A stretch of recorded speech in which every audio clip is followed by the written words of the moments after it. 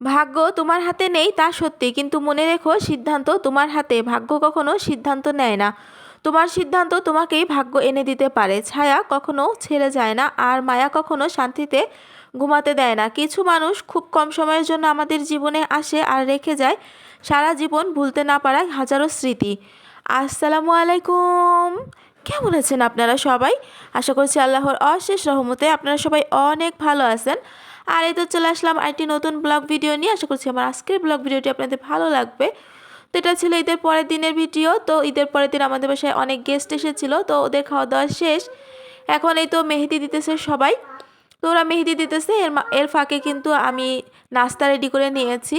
তো এই তো এখানে নাস্তা রেডি করে নিয়েছি হচ্ছে চিপস, পাঁপড়, তারপরে হচ্ছে সেমাই, চটপটি। তো আমাদের গেস্টরা কিন্তু নাস্তা খেয়ে চলেও গিয়েছে, আর আমি এরই মাঝে ঘর দুয়ার গুছিয়ে নিয়েছি। ঘর দুয়ার গুছিয়ে নেওয়ার পরেই তো আমি এখন আমার নাস্তাটা খেয়ে নিব। তো গেস্টরা যাওয়ার পরে তো ঘর দুয়ার অনেক বেশি এলোমেলো থাকে, এই জন্য কিন্তু আগে আমি ঘর দুয়ারটা গুছিয়ে নিয়েছি। কিছু বাসনও এলোমেলো ছিল, সেগুলো গুছিয়ে নিয়েছি। আর এই তো এখন আমি চটপটিটা খেয়ে নিব। তো এটা কিন্তু আমি নিজে রান্না করে নিয়েছিলাম, আর চটপটিটা অনেক মজা হয়েছিল। আর ঘরে তৈরি যে কোনো খাবারই কিন্তু অনেক ভালো লাগে। আমার তো বাইরের খাবার সেরকম একটা ভালো লাগে না, তো মাঝে মাঝেই কিন্তু এরকম ঘরে আমি চটপটি তৈরি করে খেয়ে নিই। তো মাশাল্লাহ, খেতে ভালোই লাগে। তো আমার প্রিয় প্রিয় আপু ভাইয়ারা, আপনারা সকলে কেমন আছেন অবশ্যই কমেন্ট করে জানাবেন। আর আমার প্রিয় প্রিয় আপু ভাইয়ারা, প্লিজ একটা লাইক দিয়ে সম্পূর্ণ ভিডিওটা দেখে নেবেন। আর এই তো আমি হচ্ছে লেবু দিয়ে নিয়েছি, এখন চটপটিটা কিন্তু খেয়ে নিব। আর ঈদের পরের দিন সেরকম আর কিছু ভিডিও করি নেই, কাজের ফাঁকে ফাঁকে যতটুকু করেছি ততটুকুই কিন্তু শেয়ার করে নিলাম। আর এটা ছিল আজকে সকাল থেকে। তো এই তো সকালে আমি রুটি বানিয়ে নিয়েছি, আর এই তো রুটিগুলো কিন্তু আমি একটু পাতলা পাতলা করে বেলে নেই, আমার কাছে পাতলা পাতলা রুটি খেতে ভালো লাগে। তো এই তো রুটিগুলো এখন সেকে নিতেছি। তো রুটিগুলো মাসালা অনেক ফুলকো ফুলকো হয়েছে। আর ফুলকো রুটি যখনই হয় তখনই তো রুটি বানানোর সার্থকতা চলে আসে, তাই না? আর এই যে রুটিগুলো এখন সেকে নিব। আর গরু গোস্ত বের করে নিয়েছি, গরু গোস্ত দিয়ে রুটি খাবো। আর হচ্ছে দুধ চা বানিয়ে নিয়েছি। তো অফ ক্যামেরায় কিন্তু আমরা নাস্তাটা খেয়েও নিয়েছি।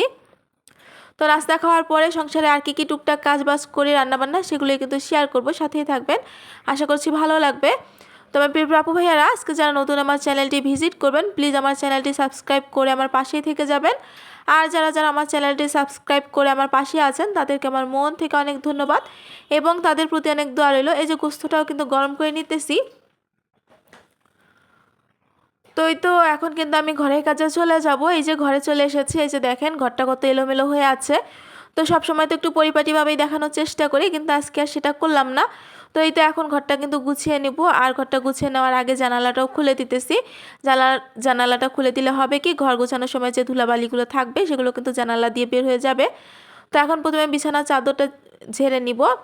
আর এই যে দেখেন কতটা এলোমেলো হয়ে আছে। আর ফ্যানটাও কিন্তু মুছে নিয়েছি, ঘরের ফ্যানটা। ঈদের আগে যদি আমি ফ্যানটা ডিপ ক্লিন করে নিয়েছিলাম, তারপরে দেখা যাচ্ছে কি কয়েকদিনের মধ্যেই আবার অনেক ধুলা হয়ে গিয়েছে ফ্যানটার মধ্যে। তো ফ্যানটাও কিন্তু আমি হালকা পাতলা ঝেড়ে নিয়েছি, আজকে ডিপভাবে মুছি নাই। তো এই তো রুমের যে ফার্নিচারগুলো ছিল সেগুলো কিন্তু হালকা পাতলা মুছে নিয়েছি, ঝাড়ু সেটটা পরিষ্কার করে নিয়েছি। তো ঘর ঝাড়ু দেওয়ার আগে তো এই কাজটা প্রতিদিনে করতে হয়, তা না হলে দেখা যায় কি ঘরের এই যে ফার্নিচারগুলো দেখা যায় যে অনেক ধুলা ধুলা হয়ে থাকে।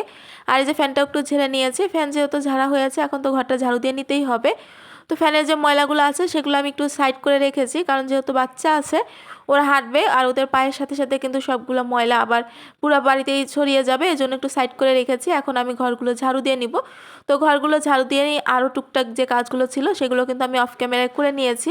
আর হয় কি সব কাজ ভিডিওতে শেয়ার করা হয় না, আসলে দেখা যায় যখন তাড়াহুড়া করে কাজ করি তো ভিডিও করতে গেলে তো অনেকটাই সময় লাগে।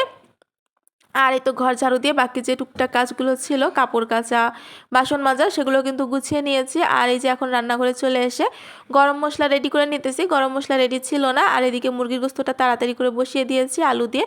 তো এদিকে মুরগির গোস্তটা হতে হতে কিন্তু আমার মশলাটাও গুঁড়া হয়ে যাবে, আর মশলাটা পাটায় গুঁড়া করে নিব, এই জন্য কিন্তু অল্প করেই টেলে নিতেছি। আর মশলা যখন টালতে হয় তখন তো আপনারা সবাই জানেনই, মিডিয়াম থেকে কম আঁচে দিয়ে মশলাটা টালতে হয়, নাহলে কিন্তু মশলাটার স্মেলটা যে আছে সেটা নষ্ট হয়ে যাবে আর কালারটাও নষ্ট হয়ে যাবে।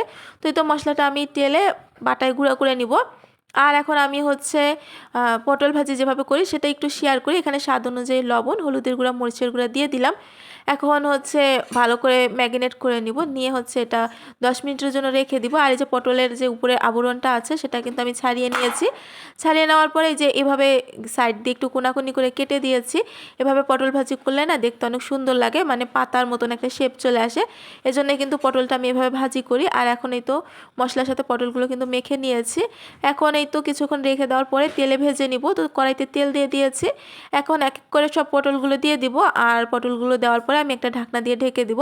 ঢাকনা দিয়ে ঢেকে দিলে হবে কি, খুব তাড়াতাড়ি সেদ্ধ হয়ে যাবে আর তাড়াতাড়ি হয়ে যাবে। আর এই যে এভাবে পটল ভাজি করে দিলে বাচ্চারা কিন্তু অনেক বেশি মজা করে খেয়ে নেবে। আর যে কোনো জিনিস যখন দেখতে সুন্দর লাগে বাচ্চারা কিন্তু সেই জিনিসের প্রতি অনেক বেশি, মানে কি বলবো, পছন্দ করে সেই জিনিসটা।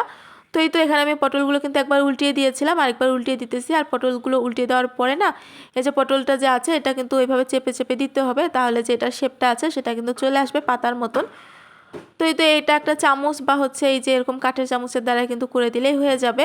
আর এই যে সবগুলো পটলে কিন্তু আমি এভাবে একটু চেপে চেপে দিতেছি, যে এটার পাতার মতন শেপটা কিন্তু এই দেখেন চলে আসছে। তো এভাবে কিন্তু আমি পটলটা ভাজি করে নিয়েছি। আর পটলটা খেতে অনেক বেশি মজা হয়েছিল, যদি আমি অনেক সিম্পলভাবে ভাজি করেছি, তারপর অনেক বেশি মজা হয়েছিল। তো আপনারা পটল ভাজি করতে গেলে একটু জিরার গুঁড়ো একটু ধনিয়ার গুঁড়োও দিতে পারেন, তাতে ফ্লেভারটা একটু ভালো আসে। তো আমি আর দেইনি। তো পটল ভাজি করে নেওয়ার পরে এই তেলে কিন্তু আমি ঢেঁড়স ভাজি করে নিব। ঢেঁড়সটা অনেক ঝাল ঝাল করে ভাজি করে নিয়েছিলাম। যতটুকু পরিমাণ ঢেঁড়স ছিল ততটুকু পরিমাণে কিন্তু কাঁচামরিচ দিয়ে দিয়েছি আর একটু বেশি করে পেঁয়াজ দিয়ে ঢেঁড়সটা ভাজি করে নিয়েছি। আর ঢেঁড়স ভাজিটা কিন্তু অনেক বেশি মজা হয়েছিল। আর এদিকে কিন্তু আমার পটলটা ভাজি হয়ে গিয়েছে, একটা পিচে তুলে নিয়েছি। আর এই যে ঢেঁড়সটা ভাজি করে নিতেছি। আর ওদিকে তো মুরগির গোস্তটা রান্না হয়ে গিয়েছে। তো এই তো আমার দুপুরে রান্না বান্না ছিল ঢেঁড়স ভাজি, পটল ভাজি আর মুরগির গোস্ত দিয়ে আলু। তোমার প্রিয় আপু ভাইয়ারা, আজকে যারা নতুন আমার চ্যানেলটি ভিজিট করবেন প্লিজ আমার চ্যানেলটি সাবস্ক্রাইব করে আমার পাশেই থেকে যাবেন। আর যারা যারা আমার চ্যানেলটি সাবস্ক্রাইব করে আমার পাশে আছেন তাদেরকে আমার মন থেকে অনেক ধন্যবাদ এবং তাদের প্রতি অনেক দোয়া রইল। তো সবাই ভালো থাকবেন, সুস্থ থাকবেন। আসসালামু আলাইকুম, আল্লাহ হাফেজ।